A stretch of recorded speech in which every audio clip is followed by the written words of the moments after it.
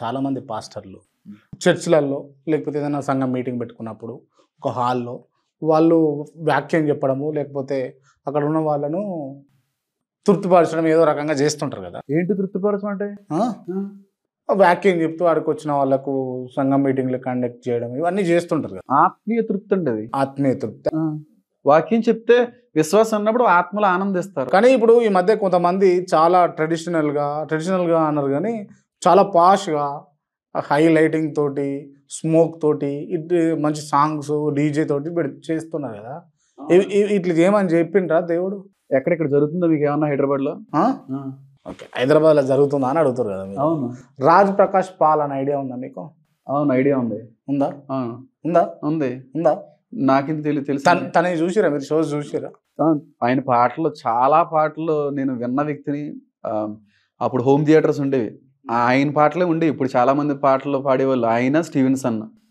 నేను ఆయన పాటలన్నీ విన్నాను. రైట్. ఇప్పుడు నేను చెప్పిన థియరీని చేస్తాడు కదా ఆయన అంతా కూడా. ఏంటి ఇప్పుడు ఆ ప్రోగ్రామ్ కండక్ట్ చేయడం, వ్యాఖ్యానం చెప్పడం అంతా కూడా. సౌండింగ్, లైటింగ్, ఎల్బీ స్టేడియం లో కూడా కండక్ట్ చేస్తుంటారు. స్మోకింగ్ అదంతా కూడా. అవును. అట్లా చేయొచ్చా అంటే నాకు తెలియదండి.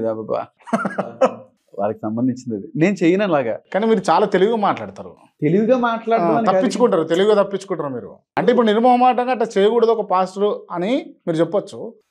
ఇప్పుడు ఇక్కడ ఇండియన్ కల్చర్ లో పాస్టర్ అనేటువంటి వాడు ఇలా సూట్ వేసుకోవాలి, లేకపోతే అందంగా వైట్ అండ్ వైట్ వేసుకోవాలి, డిగ్నిఫైడ్ గా ఉండాలి. ఇప్పుడు అమెరికన్ కల్చర్ లోకి వెళ్ళిపోయారు అనుకోండి, పాస్టర్లు జీన్ ప్యాంట్ కూడా వేసుకుని వాక్యం చెప్తారు. అక్కడ పాస్టర్లు షార్ట్లు కూడా వేసుకుని వాక్యం చెప్తారు, టీ షర్ట్లు కూడా వాక్యం చెప్తారు వేసుకొని. మేము అలా చెప్పలేం. కాబట్టి అది ఒక కల్చర్, అది అలవాటుతో ఫస్ట్ నుంచి అక్కడ అలవాటు పడిన వాళ్ళు కూడా అలా చేయొచ్చు.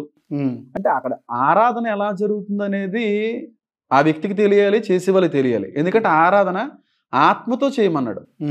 కాబట్టి చేసే ఆరాధన ఆత్మతో చేసేటువంటి దానిలో ఆత్మ ఉంటే చాలు. దేవుడు ఆ ఆరాధన బట్టి ఆనందిస్తే చాలు.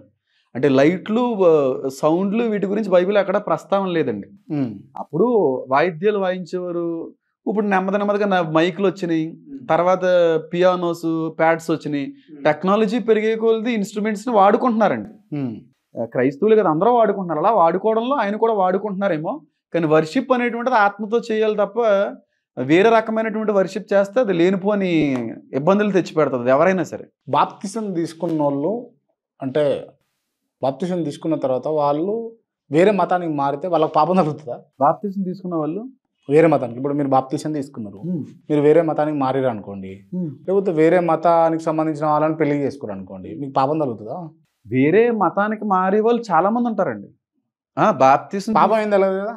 పాపమే కదా, తప్పిపోవడం. పాపమా? పాపం అంటే నష్టపోతామండి. దేవుడు ఇచ్చేటువంటివి ఎన్నో కోల్పోతాం, దేవుని యొక్క కృపని కోల్పోతాం. ఇట్లా చెప్పి వాళ్ళని అదే మైకంలో ఉంచుతారు కొంతమంది అని అంటే. అలాగే బైబిల్లోనే చాలా మంది ఉన్నారు అలా తప్పిపోయిన వాళ్ళు. అలాగే దేవుడు ఏమి వాళ్ళని ఏమి కొట్టేయలేదు, చంపేయలేదు. వాళ్ళు ఎప్పుడు వస్తారా, ఎప్పుడు తెలుసుకుంటారని ఎదురు చూసాడే తప్ప ఎక్కడ ఇబ్బంది పెట్టలేదు. సొలొమోను, దావీదు కొడుకు తప్పిపోయాడు. అలాగా కొత్త నిబంధనలో తప్పిపోయినటువంటి కుమారుడు ఉపమానం ఉంది. తప్పిపోతుంటారు సార్. నాకు తెలిసిన నా చర్చ్ మెంబర్స్ చాలా మంది ఇందులో ఉండి తర్వాత వేరేగా వెళ్ళిపోయిన వాళ్ళు కూడా ఉన్నారు. అలాగని చెప్పి దేవుడు వాళ్ళ మీద ఏమైనా శిక్ష పెట్టాడు, కానీ నష్టపోతారు. కొంతమంది ఏర్పాట్లో ఉన్న వాళ్ళు ఉన్నారు, కొంతమంది పిలుపులో ఉన్నవారు ఉన్నారండి. నిజంగా దేవుళ్ళు ఎదిగిన వాళ్ళు అలా వెళ్ళరు, ఎన్ని కష్టాలను అనుభవిస్తారు. అది నేను చెప్తాను. ఓకే.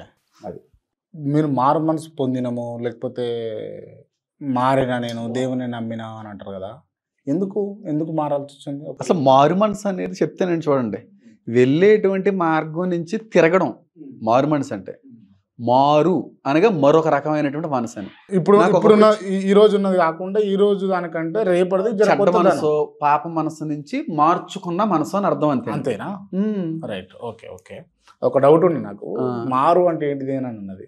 అంటే ఇప్పుడు మళ్ళీ మీరు మారు మనసు పొందరా భవిష్యత్తులో? మారిపోవచ్చండి. చెడ్డ వాళ్ళుగా మారిపోయిన వాళ్ళు చాలా మంది ఉన్నారు, తప్పిపోయిన వాళ్ళు చాలా మంది ఉన్నారు. ఎంత నమ్మకంగా పనిచేసి తర్వాత మళ్ళీ పాత జీవితంలోకి వెళ్ళిపోయిన వాళ్ళు ఉన్నారు.